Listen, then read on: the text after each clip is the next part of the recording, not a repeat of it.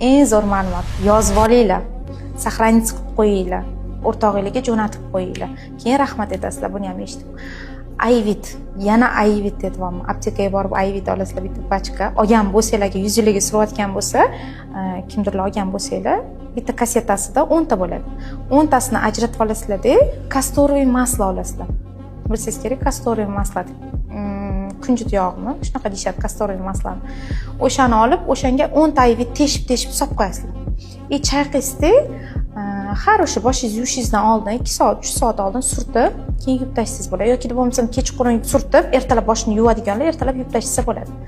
O'sha ham zo'r o'stiradi. Faqatgina sochga emas, qoshga ham, kiprikka ham zo'r effekti bor. Kiprik taraydigan taroqchalar bor-da, ana o'shani uchini botirib turib kiprikka, qoshga sursa ham juda ham zo'r foydasi bor. Ko'z zreniyaga ham rossiyan foydasi bor uni. Ayvitni kastorovый maslani. Eng zo'r fishkalar. O'zim qilganman chunki kipriklarim uzun, qoshlarim ham uzun. Hech ham bunaqa narsaga muhtoj bo'lib qolmaganman. Soch to'kilish, kiprik to'kilish degan narsalar yo'q. Даже ko'zingizga qilasiz, kiprigingizga qilasiz. Ko'zi tegdi, ajinlarga ham foydasi katta-da.